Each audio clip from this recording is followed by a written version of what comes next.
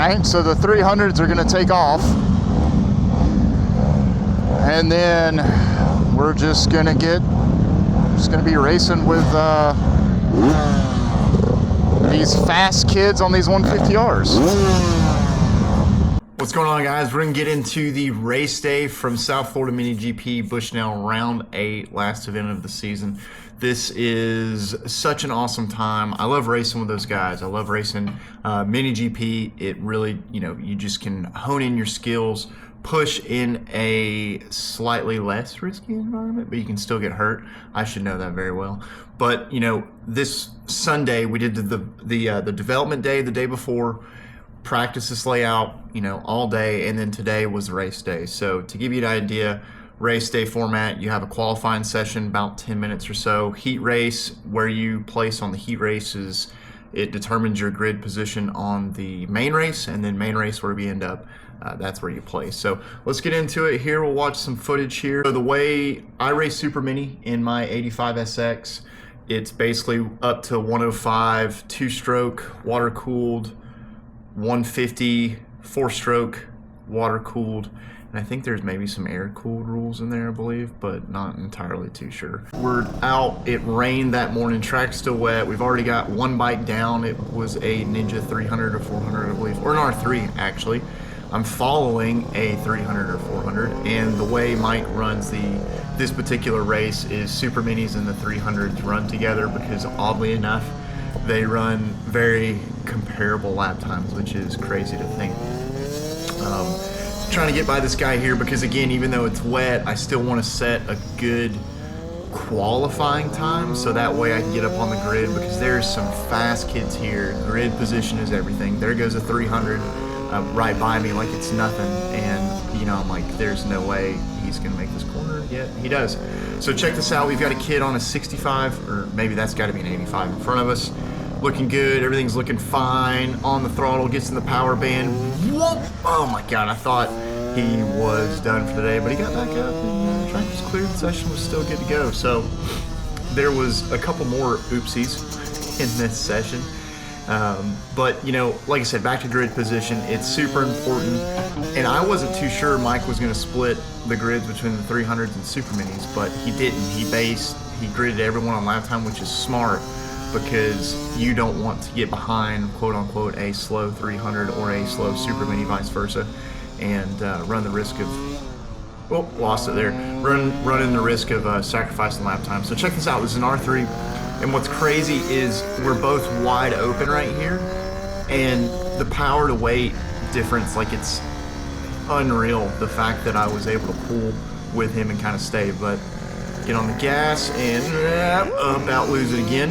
That was number 2. And then right here, just barely get on that paint and it spun up the rear tires. So here we go. Heat race number 1, an okay launch. That guy on that 300 on the far right was going for it. The gentleman in front of me is on a 150R. Well, he's top left now, but he's on a 150R. We have a phenomenal battle coming up, but this really was the best race of the day because I was able to tag along with that 150R. The second race, as you'll come to see, was a quite lonely one. I don't know where he found another second of time, but he was a second quicker every lap, and then obviously over 10 laps he was gone. And but yeah, this is actually, again, a couple full laps of the full course.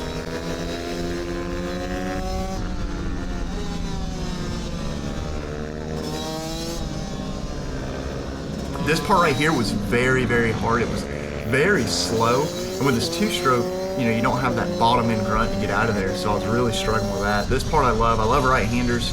I'm trailing in, brake, off the brakes, gas. This part was a little harder. There's a bump right there, and it's really, to me, you're really trying to thread the needle. This part is difficult too. It turns on itself a little bit, and again, I'm not good at left-handers, but I like opening up into this part. This part's really fun because you can kind of run over that red little rumble strip right there, not when it's wet, because that paint is super slick. It's like ice. But oddly enough, in this heat race, I was able to hang with them, just for a moment. You can see we haven't let the 300s get out of our sights, which is a huge accomplishment for me, but it's kind of like cheating because we're on a bike that's a quarter of the size and weighs, you know, nowhere near the same amount of weight. But really cool layout. I'm super glad Mike ran it. It definitely has its pros and cons as opposed to the regular layout. But you know, you can't go wrong with running any configuration, especially now it's really good. So I believe right now I am running in 6 overall. Position wise, I'm 3rd in my class. Peterman Cole, he's in 1st place on a 150R. He's right there actually. The right screen going the other way. He is very quick on that 150. And one of the great things that I'm very accepting of is, yeah, getting a 150R for the super mini class would be more competitive, but these 85s, the way Man in the Box and Andreani has got them dialed in, it's such a good training bike.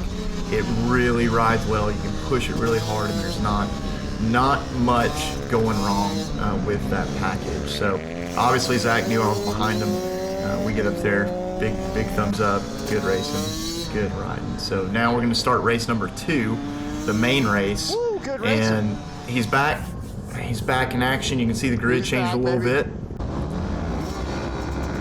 Get a good start. God, that 300 bout wheelie gets brains off. I didn't even see that. My goal there was not to let that 300 get in front of me because I knew he was slower than us, so I didn't want to have to fight for position. So I was a little bit more aggressive in getting through there. So right now, as you can see, again, we're getting good flow. We're getting on, but out of nowhere, these guys just take off. I don't know what other gear they found, but I had nothing for them, and I felt like I was going the same pace, but I had nothing for them. So, but guys, you've seen the development day, the track day footage. This has been the race day footage. You never know what to expect on a race weekend. Rain, sun, cold, dry, you just never know. But layout, right? So you've got to get out. It's one of the most addicting things in the world to be racing motorcycles in general, but mini bikes, it's low cost. You know, I don't want to say low risk because everything has a risk, but you really get an opportunity to go out there, and if you crash, it's not that expensive. So it's one of the best sports, I think, in the world. Check this out. I come in here, I misjudged this corner, cut it short, about running the tires. Oh God, barely made it. Check, make sure no one's right up behind me, and then we get back in the saddle again. So, but guys, I would love to see you out at one of these South Florida MiniGP race weekends. If you have any questions, my direct contact info is down in the description below. You can reach out to me, reach out to Mike at South Florida MiniGP, and we will get you on the track, whether it's coaching, whether it's bike, whether it's a gear that you may need, helmet, glove, suit. South Florida MiniGP has got it all, and you cannot go wrong with that atmosphere that they have. It's such a family-friendly atmosphere, and it's a wonderful weekend, you know, every time you get out there on the track. So thank you guys for watching. I hope to see you out there. As always, ride safe, have fun. We'll see you on the next one.